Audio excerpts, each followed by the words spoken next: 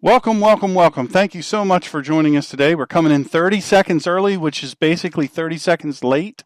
So I'm going to kill some time here. I want to couple things. Kind of a crazy day. Chat is. Let me open chat for y'all. Here you go. We'll just. Where are you from? Are you from? Thank you for joining us today. I can smell the food in the other room. It is wonderful. We want a couple of things really super fast. We want to offer prayer for our dear friend Steve, who is fighting a head cold, for Daniil, who's fighting a head cold, really sick head cold. There's several others who are really fighting some tough stuff, and it's going around. It's just a bad thing. And Miss Gloria's neighbor Lisa is having an operation tomorrow, so a lot to pray for. We're so thankful that our buddy Bill came through surgery really well, and he's doing great. He's feisty as ever. Hopefully he'll have a lot less pain and dysfunction. We also want to be thinking about the folks in line of this storm, even though it's been downgraded a little bit. There's still flooding and all that stuff going on, and so as a result, people are facing real trouble, real tragedy, real catastrophe, things like that. One thing's not a catastrophe, one thing is a good thing, is I have a dear friend of many decades from Millington, Tennessee, and her name is Miss Robbie Hollingsworth. And I have to say, they're such great listeners. They listen all the time, and they're such wonderful people. The Hollingsworths, really top-notch people. And it is Miss Robbie's birthday today. Now, I'm not going to say which birthday it is, but let's just say if there's cake, there'll be fire. And so, happiest of birthdays to you. And we're so honored to have you listen and to be a part of what we do. Also, I do want to say, let's see here, there is a bunch of other stuff going on too, but Nikki and Adam, they are kin to Lisa Ash, another listener, and Nikki and Adam are in Norris, South Carolina, and they are facing tornadoes, even as I am speaking. It's really a scary time. And so as a result, it's one of those things, catastrophe, natural disaster, tragedies, things like that. And I got to tell you, they take on a huge proportion, almost biblical. Well, let's just put it this way. You've got the situation with, what is it? Let's see if we can name them all even. Hurricane, Irma? Wasn't that first? Hurricane Irma? Harvey. And starts with an M. Hurricane Maria. So I have a cousin, Maria. It's hard for me to believe anything bad would be Anything bad would be named Maria. She's wonderful. But suffice to say, so we've got all those three. You've got the wildfires in California and wildfires in Montana and Idaho. By the way, hello and congratulations to Wes and Coral from Arkehala. Just got married, and we are missing them already, and we're excited to meet Coral, and just God bless you. We're so very excited. Hey, Jerry from Pennsylvania in chat, good to have you. We're sorry we're not with you here. You're not with us here, but we really enjoy your input in chat. Before I say anything else about tragedies, because Wednesday's show, as I'm told, is not a tragedy. If you haven't got a chance to download, our Android app is out. It's free. It's available on Google Play. If you have an Android, you know what Google Play is. It's free of charge. It's very nice. Very fast to download. People were texting me this week and telling me that for the iPhone app, it only took less than 1 minute, and they're plugged in, and they can click on follow and all those things. And hello to Linda in chat. Thank you for joining us from Champlin, Minnesota. Beautiful fall day, sunny and 67. Uh-oh. First frost is possible. Oh my goodness. Tomorrow night. Can you imagine? It's going to be right on us. So, we're talking about all of the stuff that happens that's natural disaster oriented. Flooding and all the people that are dealing. Well, what do we have? We have all the islands. We have Puerto Rico. We have Texas. We have Louisiana, parts of Mississippi, and Florida. Yeah, Florida Keys, Naples, Florida, all these places. And there's people out, still cleaning up and doing all those things, even in Florida. So it's very, very important. It's very important that we don't lose sight of the fact that there's bad stuff going on all around the world. And so we refer to those as natural disasters, right? Natural disasters, that's probably a reasonable term. And catastrophes, things that happen like that, the wildfires out in Montana are devastating, right? It's just a devastating thing. Well, let me say this. We also, only about 10%, Jerry from Pennsylvania asked, do they have power in Puerto Rico? About 10 to 16%, but there are a lot of generators, and there's a lot of gas being delivered on a daily for the generator. So we're really excited that the help is getting there. Once they can get those roads cleared and they could get those truckers going. Hey, Craig from upstate New York, good to see you. Sunday blessings to you as well. Yeah, we know. We're excited about Gabby, and we're very, very happy. Very, very happy. So all that said to say this, that then on top of all of that, right, on top of all of these terrible things, we now also have this act of heinous crime, right, in Las Vegas, Nevada. Now I actually stayed in a motor coach right near where that shooting took place, right near the Mandalay Bay, and that big parking lot, in essence, is what it is. I stayed there for a few days in Las Vegas, Nevada, some time ago while I was on my book tour. So I know exactly where they're talking about. I remember looking up at the Mandalay Bay, and then later that evening being in the Mandalay Bay. A very nice, beautiful place. Beautiful, beautiful place. And so when something like that happens, we don't call that a natural disaster. We don't even, in some respects, we call it a tragedy, but it's a caused tragedy. So we think about that as a catastrophe, not a natural catastrophe, but a catastrophe nonetheless. But that's human cause. That's a human being did that. Now, the commonality through all of those things is shock, sorrow, devastation. What are some other words? I mean, well, let's see. When do we say again? Anger, shock, anger, denial, things that we're going to be talking about in, when are we being there? I forget. When are we going to Tucson? In 2 more weeks, I will be in Tucson, Arizona, and I might actually still be able to do a message from Tucson. With the time difference and all, I might be able to do that. So I'm not absolutely positive. Doyle, can you go help her? I might not actually be able to. I might actually be able to do that. I don't know. I'll announce it as we get closer. So we'll be working with the Michael Strange Foundation, doing a Gold Star family workshop, which will be amazing. It'll be fun. I'll be doing some speaking as a grief counselor Friday night, Saturday, and Sunday. But the volunteers, 2 of whom are here, that were great friends of Charlie and Marianne Strange, and Bob and Millie Hillgrove aren't here, but they'll be there as well. Great volunteers, Sean and Angie. Unbelievable. It's just an unbelievable organization. So we're very excited to be there. Sadness, Jerry from Pennsylvania, very, very good. Sadness. So there's all these adjectives, but what's another one? Denial. I can't believe this happened.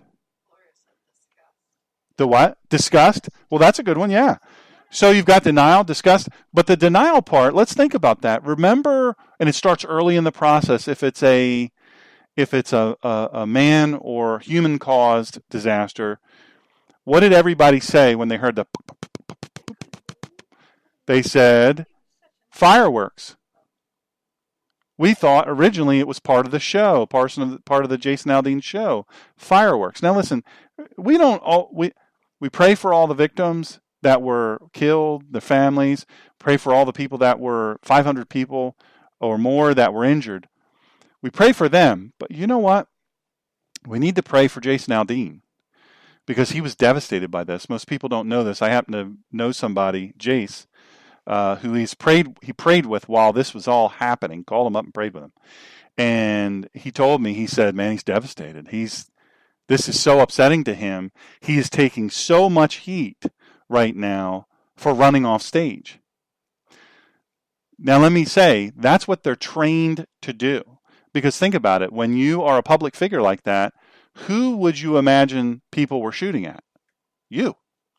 And you're supposed to run off stage. And if you listen to Wednesday's show, I talked about on Wednesday's show, we had inside information. My great friend, we'll just call him Double G until he's ready to come on, one of the most highly decorated police officers ever at Las Vegas Metro.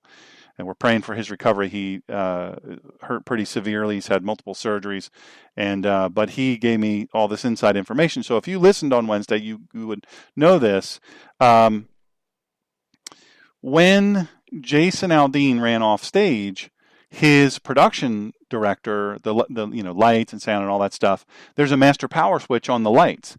He, just as a matter of habit, slams that down to shut the lights off.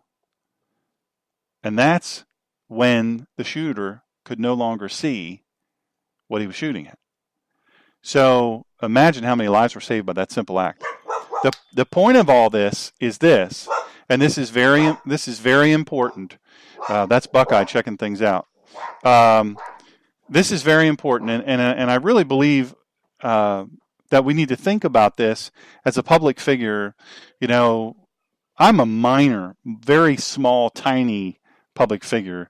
I wish I had the money that Jason Aldean has, or at least, I don't know, 1/100th of it. But he is a humongous star. He's a megastar. And so, as a result, here's the thing. We have this situation where, this is a guy who is, by all accounts, a decent guy. He's got a huge career, obviously, and he's doing great. But he's a regular dude, and he is now taking heat because they're saying, "Hey, you didn't scream at everybody or tell people with the microphone what to do. You just ran off and saved yourself." And he is devastated by that. Seriously, this is a real big deal for him in his heart. You say, "Well, I don't feel sorry for him. He's a rich guy."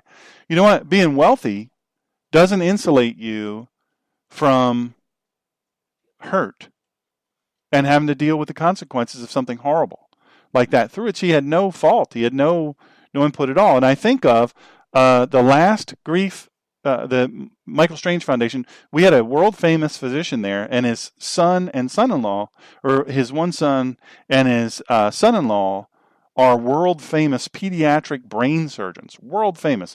And this fellow that was there, very, very successful surgeon, very successful physician, very financially secure. And you know what?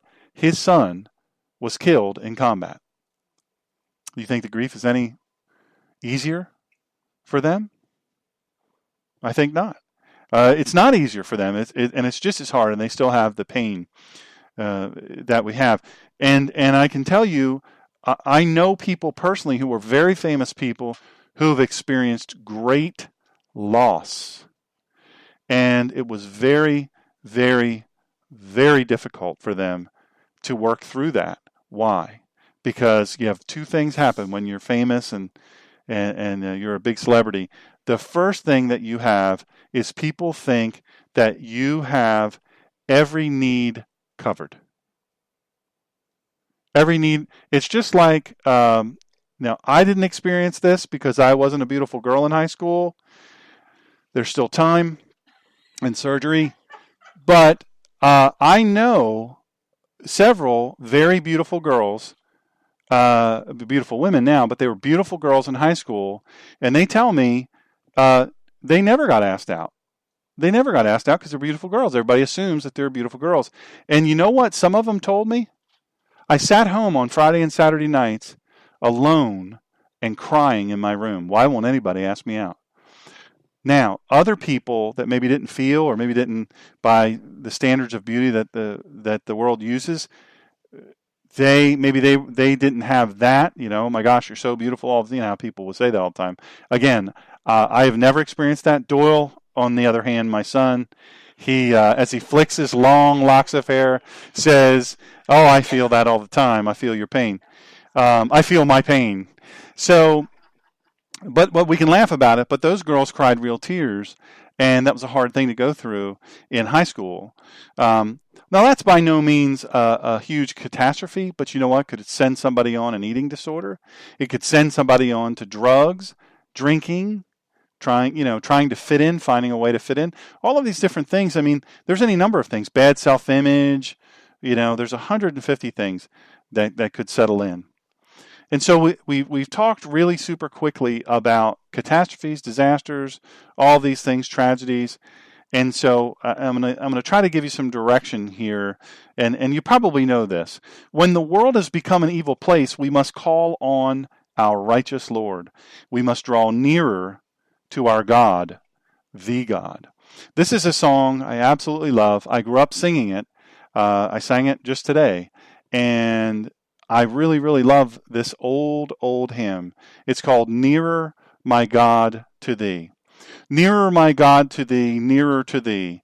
Even though it be a cross that raiseth me, still all my song shall be, nearer, my God, to Thee, nearer to Thee. Though like a wanderer the sun gone down, darkness comes over me, my rest a stone, yet in my dreams I'd be, nearer, my God, to Thee. Let me see the sight, and open heaven, all that Thou sendest me. In mercy given angels to beckon me, nearer, my God, to Thee. Then with my waking thoughts, bright with Thy praise, out of my stony griefs, Bethel I raise. So by my woes to Thee, nearer, my God, to Thee. Over the past couple of years, it seems that tragedy and calamity have become a very normal circumstance in our world, right? We can agree with that. We can run down a humongous list of national tragedies just in our country alone, and then we start looking at the world. Look at all the terrorism in the world. Look at the guy driving the lorry. They call trucks lorries over in England. The guy that ran over all those people, and then then the other guy with the other truck, and then they just had another one in London where the guy ran over a bunch of people, and one after the other, and then the Charlie Hebdo shootings, and just all these different things. I mean, my goodness, it's all over. You can't barely look around and not see terrible, terrible tragedy. You know what? I think of you. I just looked at you, and I thought of cancer. And I thought of how frequent a visitor cancer's been in, not just in your family, but in your body. And I think about all the different people. I look back over these past few months, and I think about my dear friend Betty Campanella.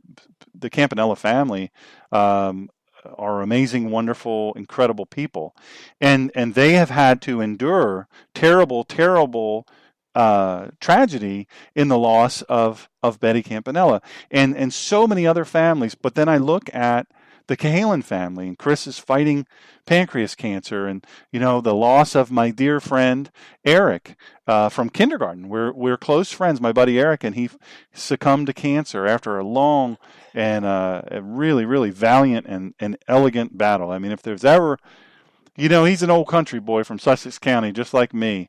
But if ever there was a fellow that fought with elegance, it was him. And good guy. And that's a tragedy. That's a terrible tragedy. So the picture I want you, and you lost your husband of 60, almost 60 years. Can you imagine all of those things? I mean, it's just huge. Yeah. Sure, yeah, and you've had, and so these things happen in our lives, and what's interesting to me, I provide free PTS counseling for any combat vet, any first responder. If you need it and you don't want to go within your normal channels because you're afraid if you're a concealed carry permit holder, you're afraid they're going to yank your permit, or if you're a combat vet, if oh, well, they won't send me back to my guys if I go through the PTS protocol, all that stuff, I'll help you out, and it's completely confidential and completely free for combat vets. So the point of all this is, well, I brought up combat vets. I might as well say, we just lost Green Berets. We just lost, 3 Green Berets, and then another guy's body was found. Imagine, I've been there when those notifications took place. I've been there. I've watched the people fall to the ground as they looked out the window at whatever time in the day, knowing why we were there, knowing why the police officers and the military officers were there. It's a horrible thing. We just had the anniversary of one of the biggest losses in Wilmington, Delaware. A fireman. A bunch of firemen were killed and several were very seriously injured. I mean, it's just everywhere around you, and it'd be very, very easy to get lost in that tragedy, wouldn't it? Wouldn't we agree? I mean, I hear from people all the time, Doc, I'm just worn down with all this. People say, I've got to disconnect from social media. It's just all negative. I've got to turn the television off. When that shooting happened, I was glued to the television for 48 hours. And then after a while, I just couldn't look anymore because I was so depressed. I was so stricken with grief and feelings of helplessness, and what's the next question? They always ask the pastor the next question. Why would God allow this to happen? God didn't have anything to do with that fella shooting up that place. Whatever the whole truth is about that circumstance in Las Vegas, God didn't have a thing to do with that. Well, God could have stopped it. Well, you know what? The original sin has us right where we are. I think of a painting that I saw, a beautiful painting done by a very talented person, and who has borne very talented people in her family, and of a painting of the original sin. And that's when it all kind of went to crap, if I may say. I mean, that's what happened. Now, before, not as an aside, but before we put too much blame on Eve, we shouldn't put too much blame on her. It really wasn't her fault. Who was to be the leader? Who was set in place to be the leader? Adam. He was supposed to be there for Eve. Hagdalah is in Hebrew. He was supposed to be there for her and help her, and he didn't do that. He abdicated his responsibility. All of that to say, it's a broken world, and that's just a cop-out, right? That's a bumper sticker Christian thing. But I want to talk about really quickly, because I know you guys were so patient. By the way, several of you were so cute. I was getting so many messages from friends and colleagues and all that when I was doing Wednesday's show saying, dude, you're over, but you're still on. I just want to say, this new platform, I can go as long as I want. If it takes 3 hours, I'll take 3 hours. But here's the thing. We do still try to stick to 2 hours on Wednesdays and then 1 hour today. But if I go over a little bit, don't panic. It'll be all right. Today, I don't think I'll even make it to that. So I just want to kind of help you get to that place. And maybe you are. I shouldn't assume that the people in this room, the people around the world, are not in this place. But in that place where you feel like, man, it's just, the world's going to crap quick. And I know a lot of people who say, I would just pray the Lord would come back quick. And remember, several weeks ago, I did a message where I said, it's not about rescue. Salvation is not about rescue. It's not about rescue. Let me say this disclaimer. I was actually going to say this in the beginning, and I really, I don't want to save this for the end, because then I'll forget. Just to be clear, I am not a Torah teacher. I'm not Jewish. I have not had rabbinical training. I've been to seminary in 2006, was it?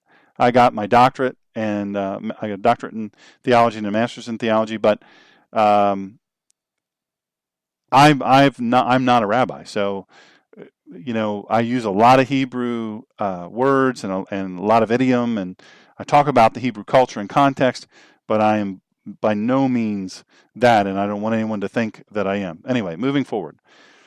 So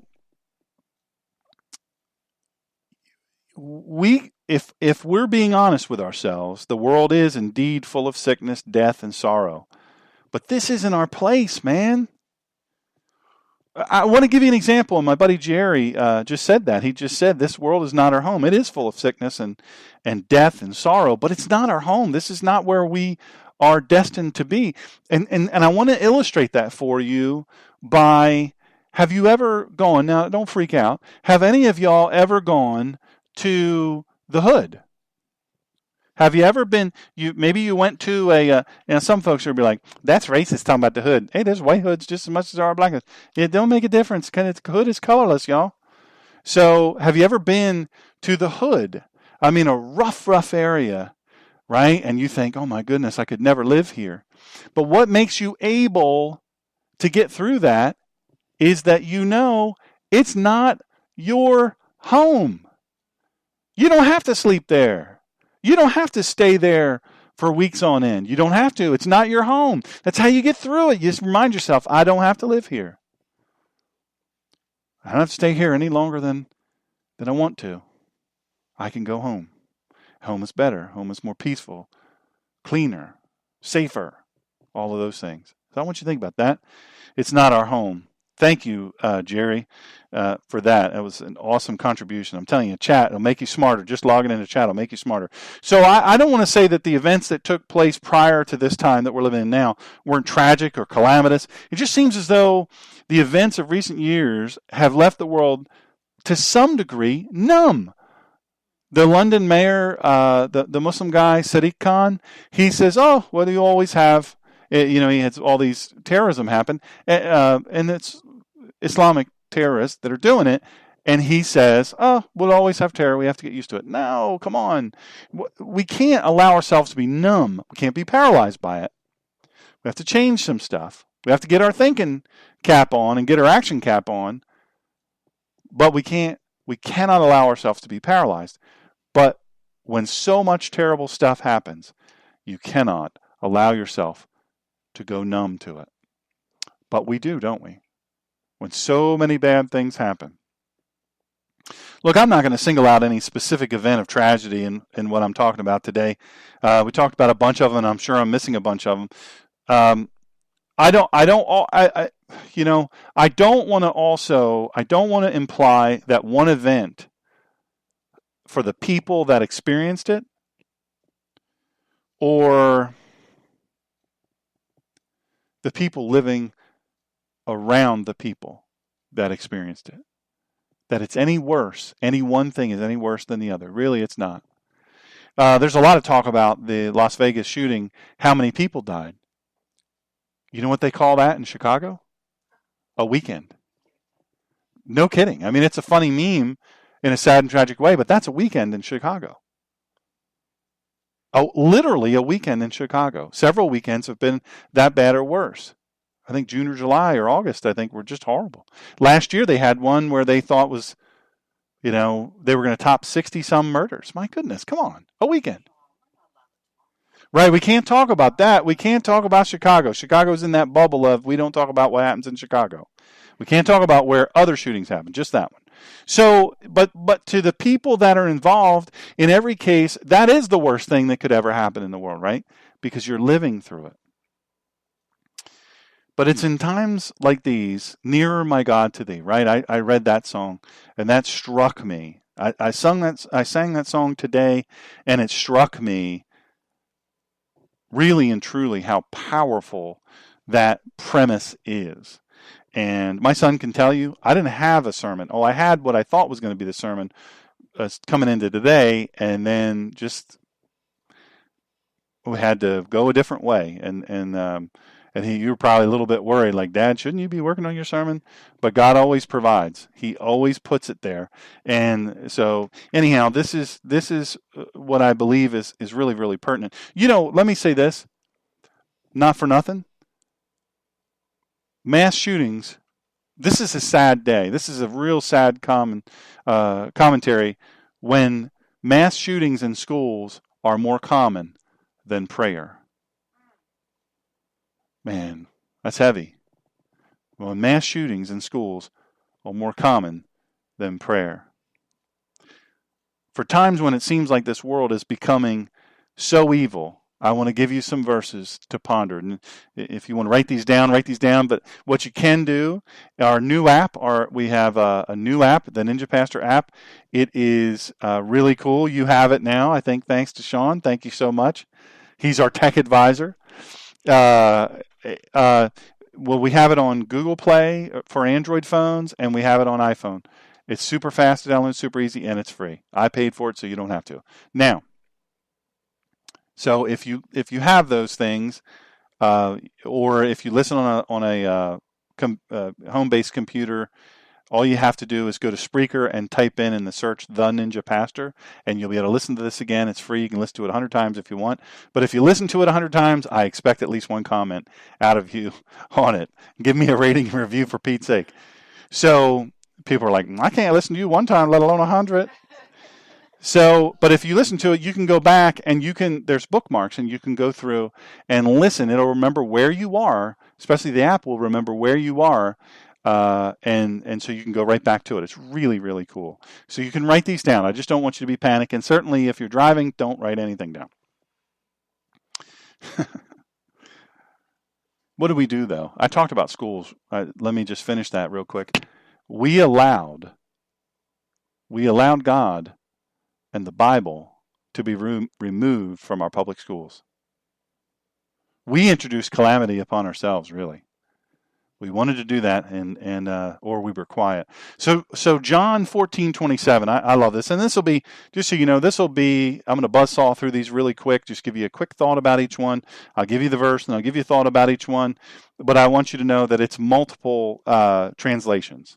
And I didn't do that for any particular reason, but I wanted to give a broad cross-section for different people like different Bibles. And I like to give you some of the primary ones that I think have at least some merit to them.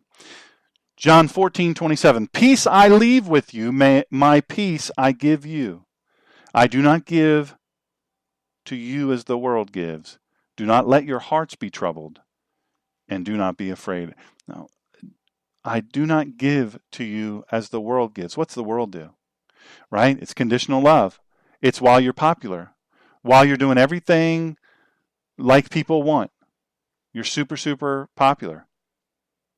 Maybe it's a singer. Maybe, something happens now. I don't think Jason Aldean's career is going to be impacted by this, but I'm just going to tell you, to be honest with you, he'll experience a blip.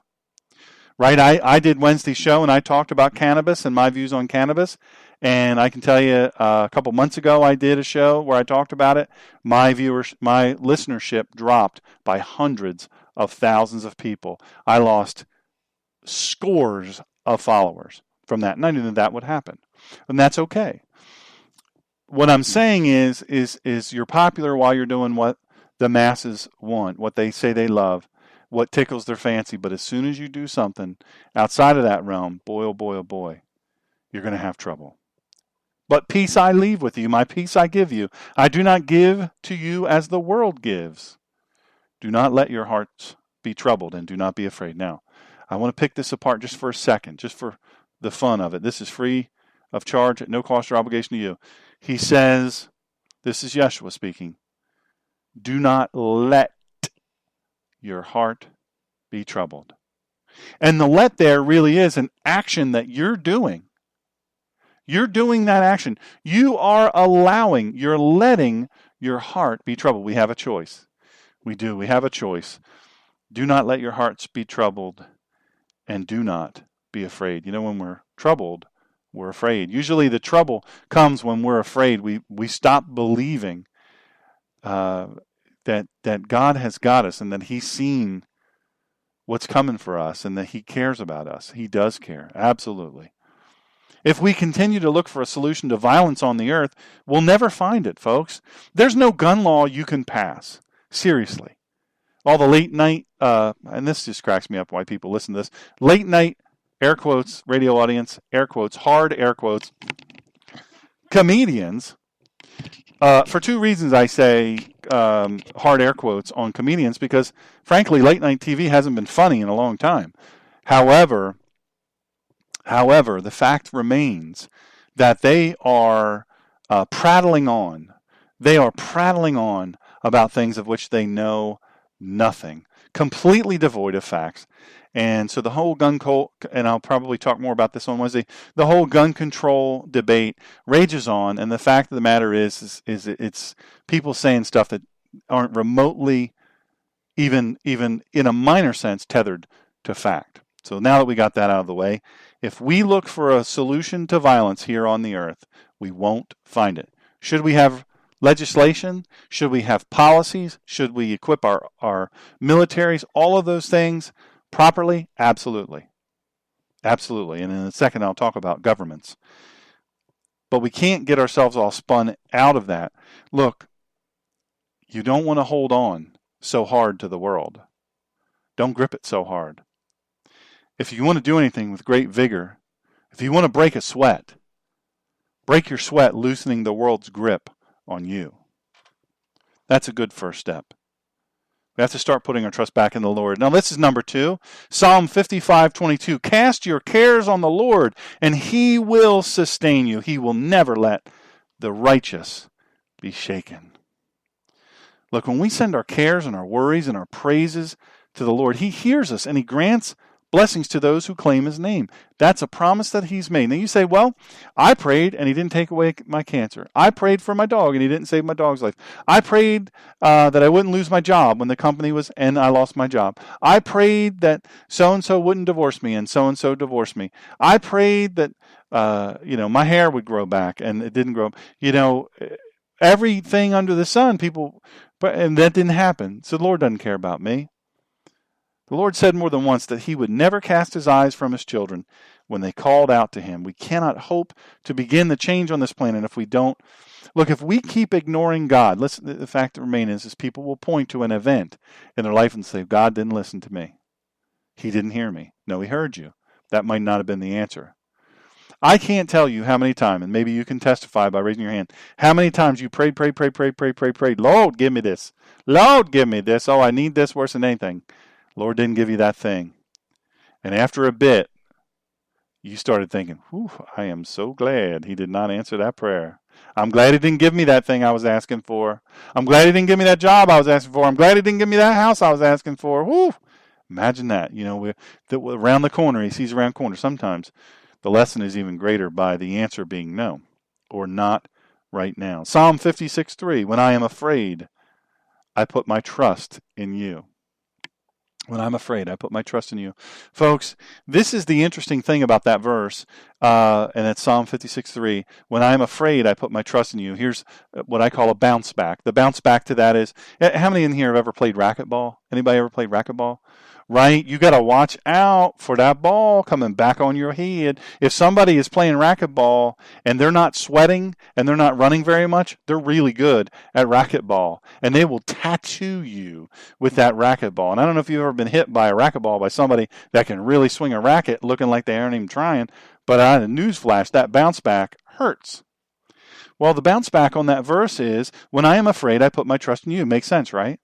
Sure it does. It makes a lot of sense. When I'm afraid, I put my trust in You. But here's the ticket. Right before that, there's discussion, not right before it, but throughout before it, there's discussion about who do we trust? Do we trust God or do we not? Do we trust Hashem or do we not? Do we trust Adonai or do we not? Are we putting ourselves, the equivalency of saying to Him, are we doing that? And then in times of trouble, if we've practiced during the times where the sea is glass clear, if we practice putting our faith in Him, when that storm comes, that's not a path that we're unaccustomed to, is it? That's not an action or a belief, an orthopraxis, the living out of our belief, the practicing of our faith, living it out and living it. That is absolutely something that would be, I don't want to say easy to do, but it would be easier to do if we were accustomed to doing it in the times of the clear, smooth sea instead of the waves. God knows everything. He understands the sorrow we feel.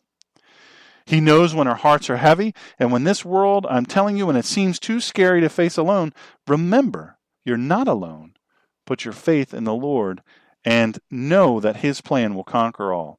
Now, this next one, this will trip some of you up. Deuteronomy 31:6, be strong and courageous. Do not be afraid or terrified because of them, for the Lord your God goes with you. He will never leave you nor forsake you. And in those times of fear we just talked about in 56:3 of Psalm, he said, don't be afraid. Don't be afraid. But here's another instance of fear. We get jacked up when we live in fear. We do. That's the enemy taking charge. Now, some people say, oh, well, I'm afraid a lot. And you're saying I'm not saved? Are you saying I don't have faith? No, I'm not saying that at all. It takes practice. Even doctors, they call it the practice of medicine. It takes practice, and on and on. And some days you're going to do better than other days. Some days you're going to gravitate toward fear sooner than you would maybe on another day. And you never know. You know what? Fatigue. I'll just tell you right now, fatigue will put you in an emotional tailspin.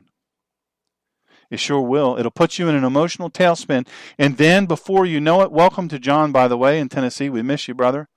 It will put you in a tailspin. And when you're so tired, you can get sick. Illness. They're telling me now, I've talked to several physicians over the past few weeks, and they said, fatigue is one of the biggest problems in America today.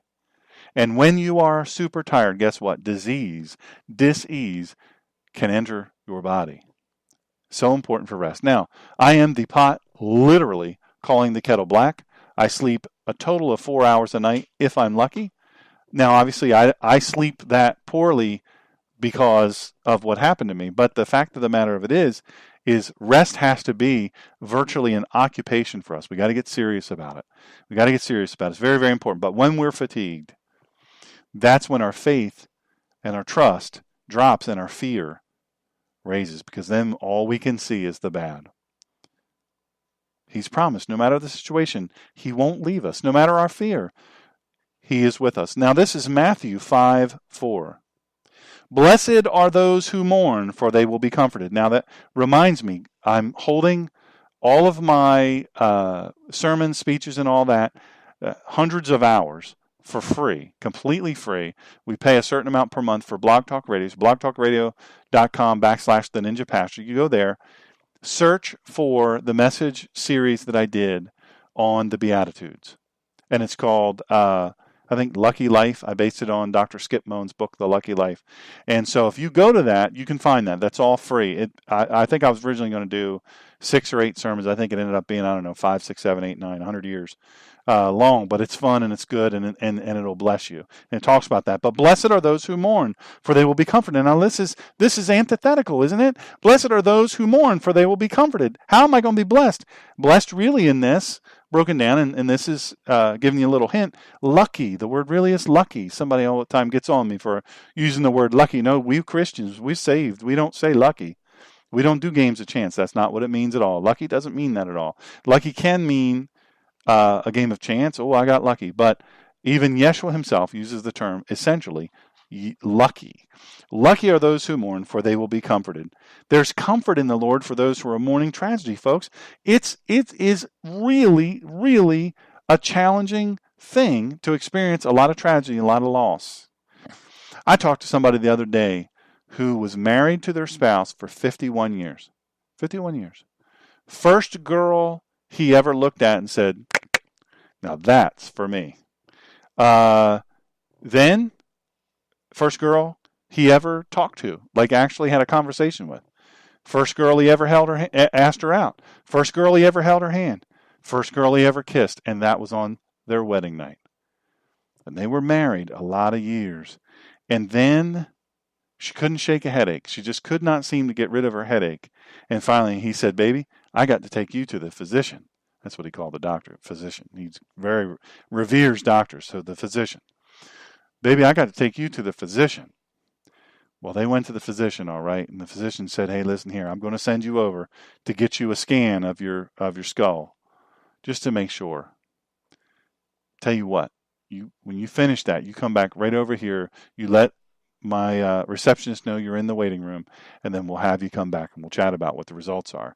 He sent the request as in do a wet read. It's a stat read, and that means read it right then. Whoever's doing the test, I want the doctor to read it right then, write it out for me just in shorthand, and let me know what the deal is. He had a bad feeling. And sure enough, she had a brain tumor that would take her life in 9 days. 9 days. Super fast growing tumor. It was on her brainstem.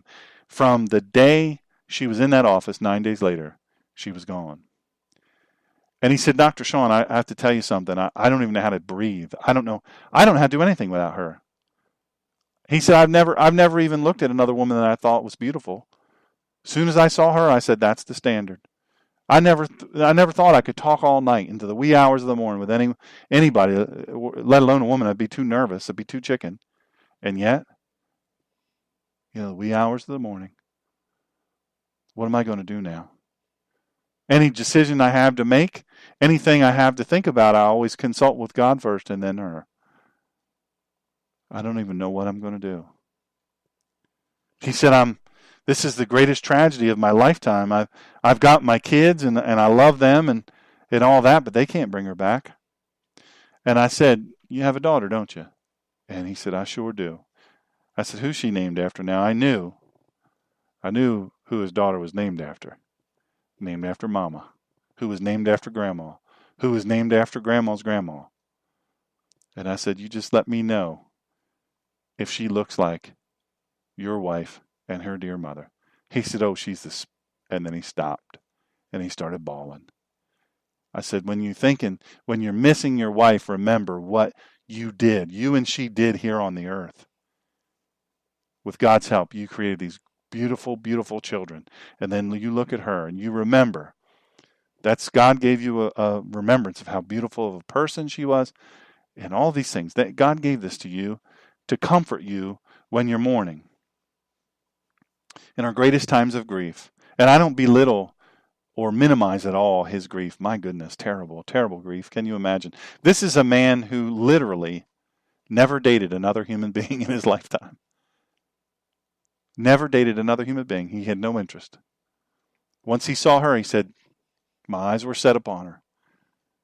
And that was that. I said, what in the world would you have done if she turned you down? He said, brother, you don't think she turned me down?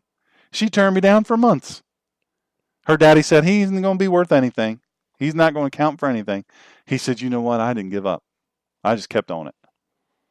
I said, did you change your hairstyle or anything along the way? He says, you don't even know what I did to try to get in those good graces. I wanted to take his daughter out. All those memories, my goodness.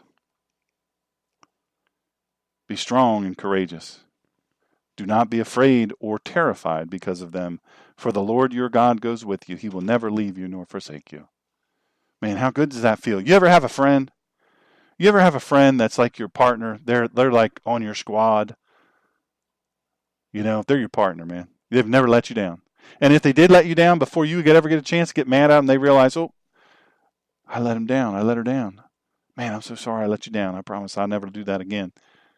You ever have somebody like that in your life? Somebody? I know in the military, I had a bunch of somebodies like that. I had some partners, man. Good friends.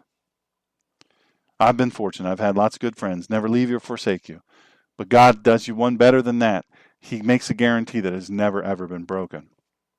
No matter the situation, no matter your fear, He is with us. Matthew 5:4. I'll go back to that because I think it's important to reflect on the mourning. Sometimes that situation that we're in, remember He said He's never going to leave us or forsake us in Deuteronomy 31:6. This terrible thing, He's not going to forsake us, but sometimes the bad thing happens. The loved one dies. Sometimes you're at a concert, a country music concert, and all of a sudden somebody starts shooting or takes a vehicle and drives through the crowd and kills a bunch of people. Sometimes that happens, and sometimes it's connected to your life. God says we'll be comforted. Psalm 147:3, He heals the brokenhearted and binds up the wounds. You know what? The interesting thing about that, I find this very, very interesting. The interesting thing about it is he's acknowledging, the psalmist is acknowledging, He heals the brokenhearted. He's saying here, listen, you're going to be brokenhearted. You're going to be brokenhearted. There are things that are going to come through life that break your heart. I know what that feels like, folks. I'm not impervious to that. I know what it feels like to be brokenhearted. I know what it feels like to be let down. But I also know what it's like to have God bind up my wounds. And what that means there is dress your wounds, to push together the torn asunder skin that's bleeding. Push it together, clean it, and heal it. But you know what? Scars take a while, don't they? But first you got to take care of the wound. What is that song?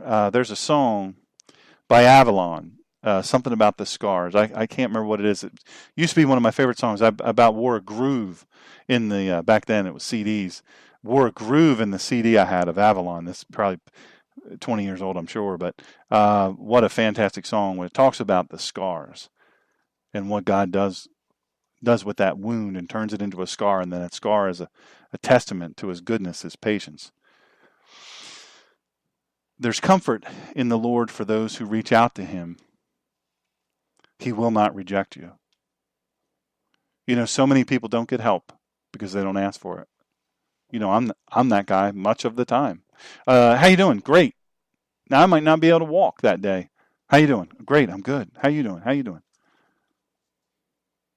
Now, I wouldn't have fallen half the times if I'd just asked, hey, can you help me out of my truck? You know, have you been drinking? No. Or what people always told me when I was a police officer. I only had two beers. That's what they all say, 2 beers. Every single one. I can't tell you how many people blew a 1.4 blood alcohol that had only 2 beers. I said, man, they must have been a gallon each. He binds up our wounds. Lamentations 3:47 and 48. We have suffered terror and pitfalls, rain and ruin and destruction, streams of tears flowing from my eyes because people are destroyed. Whew. The Lord isn't oblivious to our sufferings. That thing, what happened in Las Vegas, that didn't escape him. He wasn't watching a television show he was really engrossed in and missed out on that.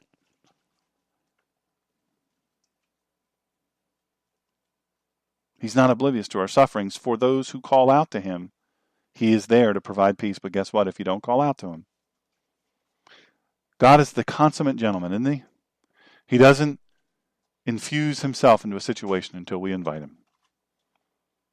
Terror, pitfalls, ruin, and destruction. Streams of tears flow from my eyes because my people are destroyed. Man. Tough to look. Tough to look upon the world right now and see what all's happening. It is. It's sure tough. Another one from Lamentations, just for fun, 3:55 through 57. Lamentations 3:55 through 57. I called on your name, O Lord, from the depths of the pit. You heard my plea. Do not close your ears to my cry for relief. You came near when I called you, and you said, do not fear. The Lord gives us strength when we're weak and gives us comfort when we are afraid. He has never failed. I tell you what, he has never failed. You know who's failed? Me. Because sometimes I say, Lord, I got this. I got this. I'm all good. It's all good. I got it. It's all good. Right? We think we got it, but guess what? We don't got it. We don't got it. I've been in that place so many times where I thought, my goodness, why didn't God help me? And then I realized I didn't ask him. Romans, this is number 9, Romans 12:17 through 19. Do not repay anyone evil for evil. Be careful to do what is right in the eyes of everybody. If it is possible, as far as it depends on you, live at peace with everyone. Do not take revenge, my friends, but leave room for God's wrath. For it is written, it is mine to avenge. I will repay, saith the Lord. Now, has anyone ever really hurt you? Has anybody ever done that? Really hurt you? Has anyone in this world, someone you know, someone you were vulnerable to, really hurt you? Don't say out loud. Don't say their name. Don't give me their email address or Twitter handle. I'm just saying, in your own head, don't even bob your head. That's happened. Listen, if it's happened to me, I know it's happened to you. I know it's happened to you. And there are times where we want bad stuff to happen to those people for what they did. And you know what? A lot of times they get away with it, don't they? And we think they got away with it forever, but guess what? They didn't. They didn't. You a lie. Devil's a liar. But God says he'll handle it. He'll handle it. He'll take care of it. Now, that does not mean that you are to expose yourself to increasing danger. It doesn't mean you're to expose yourself to hurt. Toxic people, let them be. I talked about it a few weeks ago. Toxic people, let them be. Stay away from them. You say, well, that's my daughter. That's my this. That's my that. That's my auntie. That's my uncle. That's my neighbor. Whatever. Stay away from them. Stay away from them. It's not your job to put yourself back into danger. It is not your job. I counseled somebody this week who is dealing with an abusive mate. A very abusive mate. And they said, well, I know I'm not supposed to get divorced, so I don't want to do that. And I said, is somebody putting their hands on you? Let me tell you what happened in the Hebrew community. A man put his hands on a woman in the Hebrew community. Guess what? That dude went bye-bye. That's how they handled stuff. You say, well, you just said do not repay evil for evil. Guess who was in charge of that here on earth? Folks in the community. They didn't need a police force. They were righteous and just men. They said, oh, you want to put your hands on I won't say a name because invariably there'll be somebody out there with that name that says, Dr. Sean told my private business. I can't even believe he did that. I said that in confidence. You know? But facts are facts, and the fact of the matter of it is they handled their business. People get away with it now because they get away with it. They've been allowed to get away with it for so long. That does not mean, this verse does not mean that we're to go back into danger. Intentionally go back into danger. Here's number 10, Romans 12:21. Do not be overcome by evil, but overcome evil with good. Let me preface this.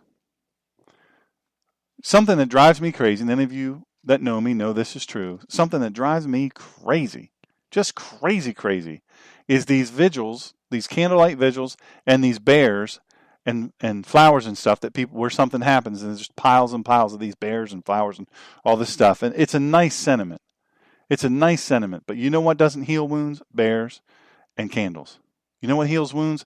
Let's figure out why this happened. Let's figure out how to stop it from happening again, and knowing that some things we can't stop until we cross the veil and the Lord makes this perfect, until the New Jerusalem on heaven's shore happens. There's going to be problems. It's a broken world. But the fact of the matter of it is, let's get about figuring out how it happened, and let's do all we can. Let's do all we can.